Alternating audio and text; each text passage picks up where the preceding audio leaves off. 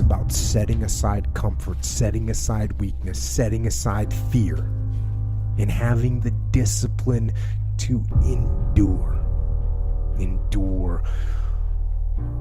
the challenges and the hardship and the pain in order to become better.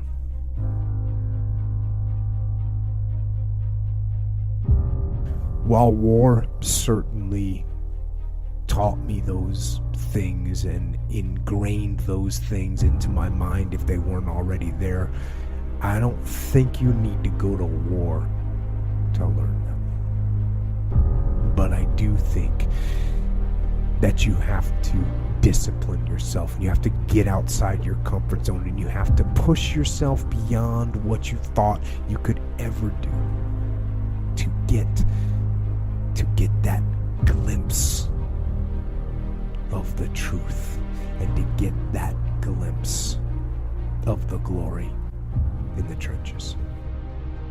Motivation it's kind of a strange word because it doesn't really mean what we think it means. We think it means that we're fired up to do something. We think that it means we're eager and passionate to make something happen.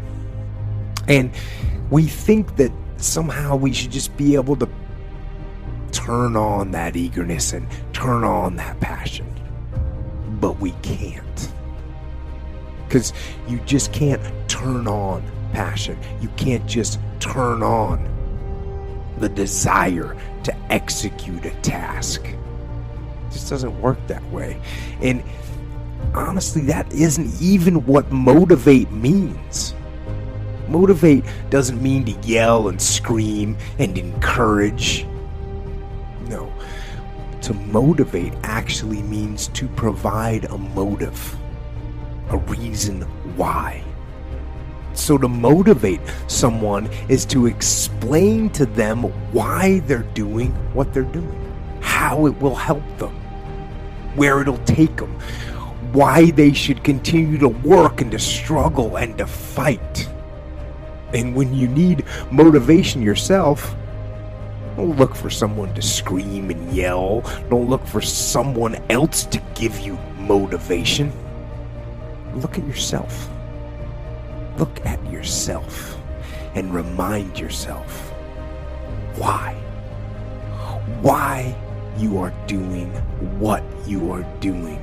Remind yourself that this struggle, this temporary pain, this fight that you're in, this is what will make you stronger and faster and smarter and better. And then, with that motivation, go forward into the fray, into the storm, into the heat of the battle, where victory is forged. Think about where you're at. And you're not at the top. I'm not at the top. None of us are at the top. Who can be? But what are we striving to be? What are we striving to be? Are we striving to be the most eminently qualified human being that we can be? Do you even know what that means? Do you even have those thoughts in your head? I'm guessing you don't. I barely do. I know I've had vague thoughts. I know I had definitions that floated around in my head of what I was trying to be, what I'm trying to be today. But why aren't those solid? Why aren't they? The reality is, I don't measure up the way I should be measuring up on a daily basis, on an hourly basis. Who's grading me? Who's lying to me? You know who is? Me.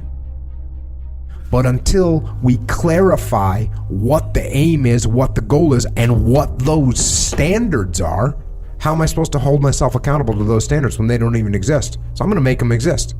I'm going to put them on paper. We're going to come up with that eminently qualified human being, what that looks like. Because we all got ideas floating around up there. Well, I'm going to bring it. I'm going to apply that. Are we doing everything that we could be doing, everything that we should be doing? Are we cutting corners? Are we slacking off? Are we giving ourselves a 5.0 when we should be at best cracking a 2 daily? How much are we leaving on the table every day? That's a question for you, right?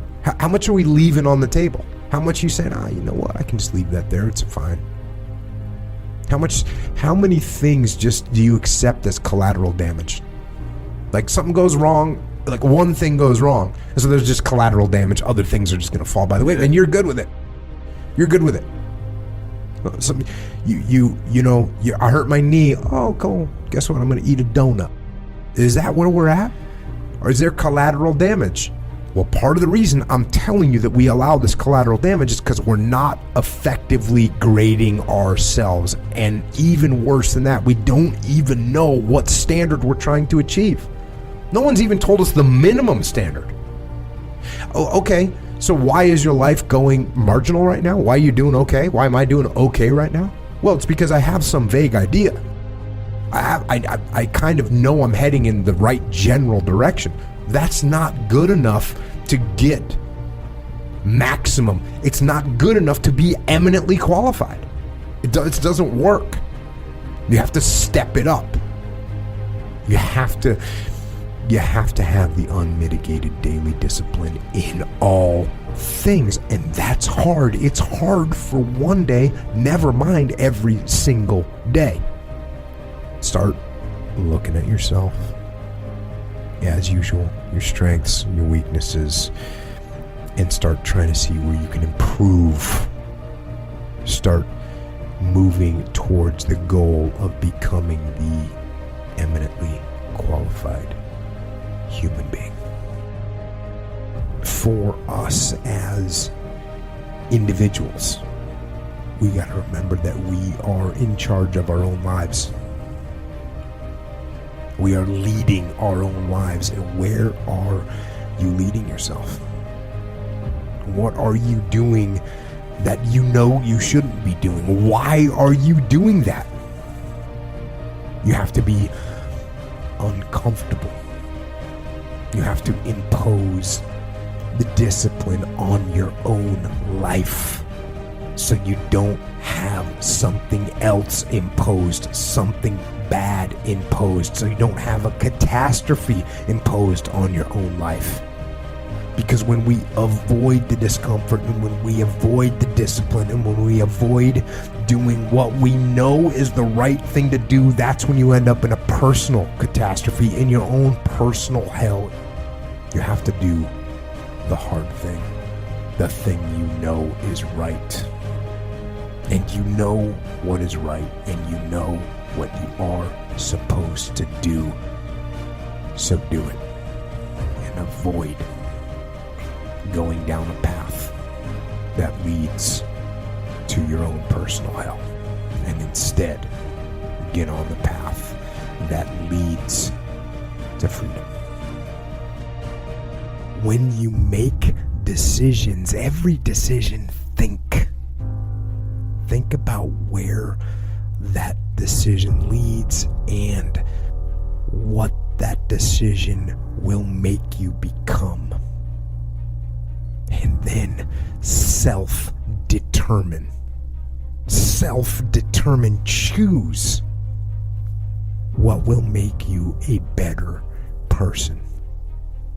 And even in situations where you feel you have no choice at all, you still have one last freedom, and that is to choose your own attitude in any given set of circumstances.